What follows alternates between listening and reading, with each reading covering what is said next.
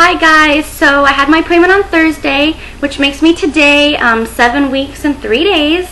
So let's just get right to it. It's twins. So no longer triplets, we have twins for sure, and 2 healthy babies so far. So the third sac had already reabsorbed in just a week, so we were a little sad, but I think now we're coming to terms with, 2 healthy babies is a lot better. And it's good we never saw a baby in the third sac. So, I think it would have been a lot more difficult if we actually did. So, twins, and last week we were a little nervous about baby B, but baby B looked awesome. The heart rate had totally sped up and was within the normal range, and I could not believe how fast they had grown in a week. Like, they were so much bigger. I know that it was blown up, but I mean, compared to last time, it was crazy. So baby B heart rate was 129, and I guess the range is 120 to 140. And baby A, like feisty child, was 146, like above the range. So the tech was kind of laughing and saying that she says, well, if you could go by heartbeat alone, we could say that one's a girl. So of course my husband gets excited because he wants his little princess. So maybe we'll get a boy and a girl. Wouldn't that be perfect? Because baby B seemed really mellow and kind of kicked back, and she had to kind of search for baby B because that one was kind of tucked up under, and we were kind of joking that one's a lot like my husband, real quiet and reserved, and the other one's like out there like me. Oh, I'm in trouble if I've got one like me. But anyway, so a lot's been going on. I know one of my newest symptoms is I have pregnancy brain. Yeah. I'm forgetful. I forget everything. It's embarrassing when I'm at work because usually I get, everything done at a certain time. I don't forget. I'm very thorough and accurate. Not anymore. I forget everything, and I'm constantly apologizing, and it's really embarrassing. I'm still super tired, which I know I feel like it's never going to go away. I can sleep 24/7, but then I have bouts of where I can't sleep, where I can't shut off my brain, and so that's kind of frustrating. Like last night I was up to like 3 in the morning worried about things, and I just need to relax. I'm really trying to deal with all the little like things that I'm going through. I know another thing is temperature. I am so hot, which is funny because usually I'm cold, but now hot. And usually it's my husband who's hot, so he's like, no, it's not hot, relax. I'm like, but I'm hot, I'm sweating. So that's kind of funny. I know a lot of it is hormones and everything, and I feel huge. My doctor kind of joked that I'm actually probably about the size of like a 5-month pregnant person right now inside, because my ovaries are still really big and we're still working on getting those smaller. So left side looks better. So I guess she said that that's maybe a sign that the right side will start to get better. I don't know the units, but in 1 week my right side went from 100 to 300. Yeah, ouch. So, hopefully soon that once the baby's hormones start to plateau, my ovaries will start getting better. Let's think. I have a lot of things that have been bothering me. One thing is people keep telling me, oh, because of your prior history, you need to relax. Just relax. Relax. Relax did not make me lose, not relaxing didn't make me lose my baby last time. I was so happy and over the moon. So, that's really annoying because I always feel like it's people telling me that it was my fault. And I know it wasn't my fault. I've had 3 doctors tell me it wasn't my fault. That it was still early in the first trimester, that it's more than likely chromosomal. So how do I control that? I don't. So I'm really, really tired of people telling me that.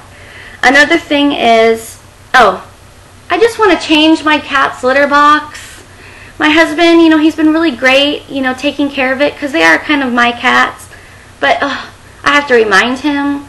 I have to keep telling him. And I keep telling him I'm smelling it. It's making me want to throw up.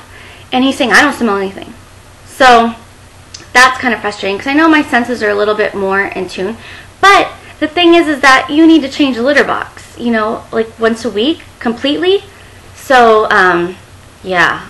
Sometimes I just sit here and I just want to go change it. And it's killing me to just let it go and let him do it. But, ooh. Yeah, I'm such a control freak. Anyways, another thing, sorry, I'm looking at a list because I don't want to forget anything. A lot was going on. Is nose issues. Okay, every time I go to eat, never fails. I'm sat next to some old guy with nose problems. I am tired of hearing him suck up everything. It's like, ugh, it's so gross when I'm trying to eat. And I'm trying to keep the food in my belly. Have nobody ever heard of going to the bathroom to fix your nose? I mean, you're in a restaurant. Sick.